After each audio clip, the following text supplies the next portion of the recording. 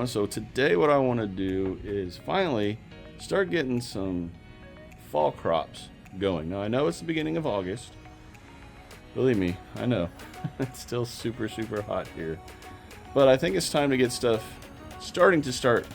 I think it's time to start getting some fall stuff in the ground. Now, what I'm going to plant is squash. And I know squash vine borers have absolutely started to decimate certain things. I know, but I have a secret weapon. At least I hope. So y'all sit back, relax, join me on this roll of the dice video right here.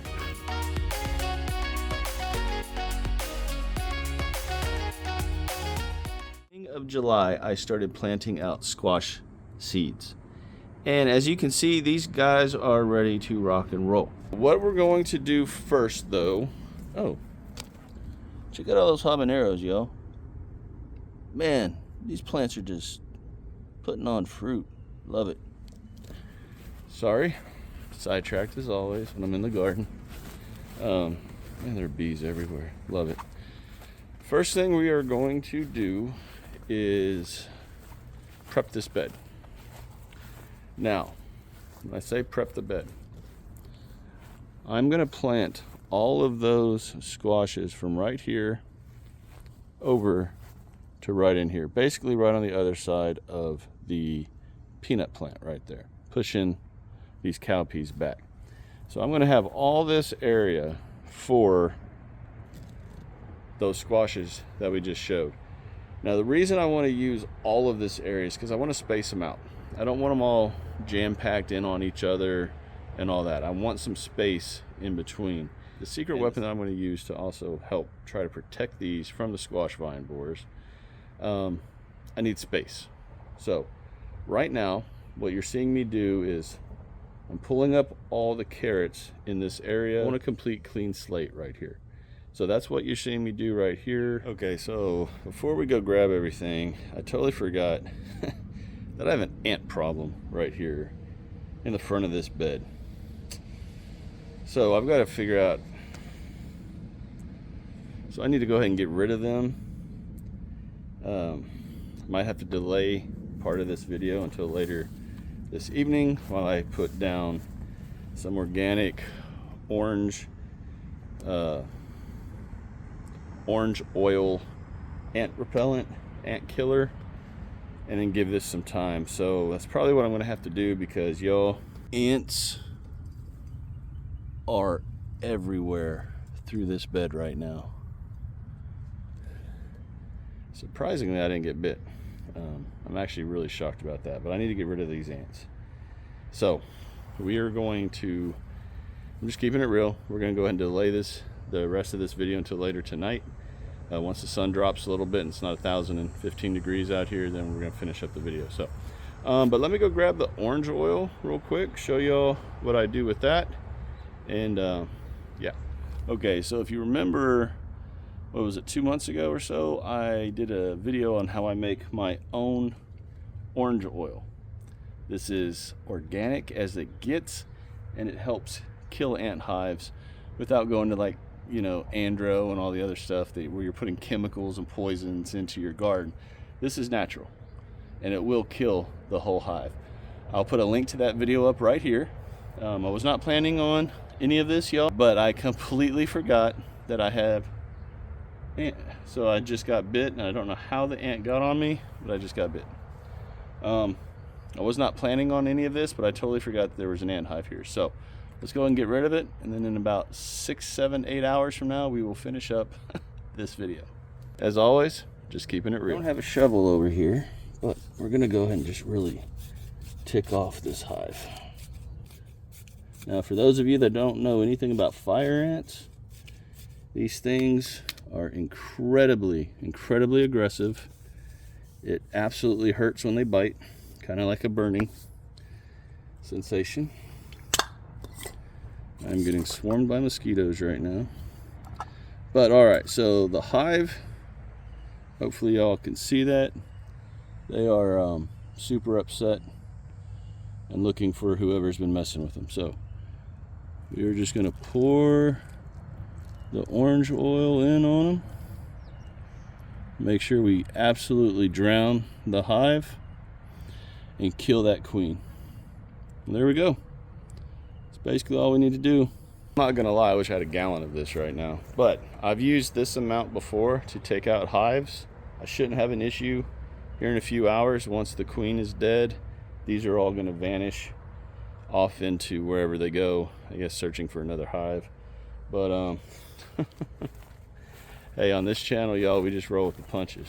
You know what I mean? Just keeping it real. So one cool thing I just saw, was not expecting this, but I found it. So that's my one watermelon so far this year, but check these out right here. I've got another little baby one right there and right there. So that really makes me happy.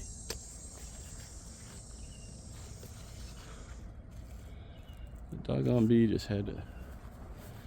And this right here really makes me happy. Who doesn't love seeing pollinators, y'all? I know I'm always showing this, but man, that never gets old right there. We are going to take a break on this video, and I will be back in about 10 hours. Hopefully that entire hive is dead. All right, so it's been about 7 hours later. It's 95 right now, so I will be sweating very shortly.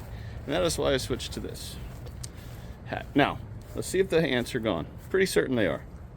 All right, let's see here. You see, this is where they were. And look at that, y'all. No ants. Oh, one. A few stragglers. All right, compared to how it looked 8 hours ago, 7 hours ago, we'll take that. Let's go grab everything, but while we're doing that, let me talk about the inspiration behind me ordering what I ordered. I met a bunch of YouTubers, local YouTubers, I'm guessing it was May, I think, at an event, and I've started following their channels, and I support them. I subscribe, I like, you know, everything. And she had a video where she has a netting over her squashes and zucchinis. And I was like, you know what? That's a great idea. Why haven't I thought of this? So I went ahead and ordered me one of the nettings. Now, this YouTuber, her channel is Nicole Smith Gardening. I'm putting a little bit of her information up right here, along with a link to her channel down below in the description. If y'all are in the Houston area, go over and check out her channel, y'all. Subscribe, support, and all that goes with that. But she is the one that kind of got me thinking, hey, I should have a net over this area, or over an area where I'm going to have squash or zucchinis, because of how bad the squash vine borer is here in this area. So that is what we're going to do. We're going to go ahead and plant all of my squashes. I still need to go get them, and zucchinis, and then we're going to water them in really good. I'm going to fertilize them in really good, and then put this net over the bed. Now, I'm not going to amend this section of the bed, because about 2 months ago, I actually came in and amended all of this. Not over in here, but all of this right here, along with everything down in there. But that's why I'm not going to amend now. Don't really need to. So let me grab everything, grab the squashes, the fertilizer and everything. We're going to get ready to plant and get out of this heat. All right, y'all, got lots of squashes here, zucchinis, just all kinds of different ones, all grown from seed, as you can tell. I'm just going to kind of space these out. All right, so I'm not going to lie, I totally forgot that I was growing those Armenian yard-long cucumbers. So I'm going to plant them actually over there in a completely different area, off camera. Hopefully they're going to take. And in month I'll have those cucumbers growing. But at first I was a little upset just now, not gonna lie to everyone. I thought I had a lot more squashes to plant, but considering how squash and zucchinis kind of spread, this might actually be a blessing. So I'm not actually upset, and I can get these planted a lot quicker now and get the netting up. So not a big deal. I did forget the shovel and the fertilizer. So again, I'll be right back. So what you're seeing me do here is just getting everything spaced out, planted. I'm using, again, a mixture of bone meal and blood meal along with just a regular, I think it's a Dr. Earth's vegetable fertilizer, I think is what the brand was. Everything planted nice and deep. Then we have to just come in and water. What you're seeing me do right here, I'm going to give this an initial deep watering to ensure that those roots are just completely getting bombarded with water down into this amazingly healthy, well draining soil. All right, y'all, just like that, we're done. I have everything spaced out. We're looking good. Now it's just time to put the netting up, which I'm really excited to do, and we're gonna do that right this second. With me just keeping it real, I clicked on the wrong size netting. I thought I grabbed the 6x20. I think I grabbed the 5x5. I really thought I grabbed the longer netting when I ordered this. I must have clicked the wrong button. Whatever, it's all good. You know what, we're just gonna roll with it. So as you can see, all of these are gonna be nice and safe from any squash vine borers. They are definitely not getting inside that. These over here are just kind of, you know, they're on their own. So I'm gonna put a bunch of mothball water bottles, probably 6 or 7 of them, all around there to help keep to help keep the squash vine borer away. But hey, it is what it is. We're gardening, right? Things go awry, so you just have to adjust, adapt and overcome, as we said in the Marines. That's exactly what I'm going to do. So let me finish up here off camera because the camera's getting overheated, and I'll be right back. All right, y'all, we're done. Netting is up, mothball water bottles are installed.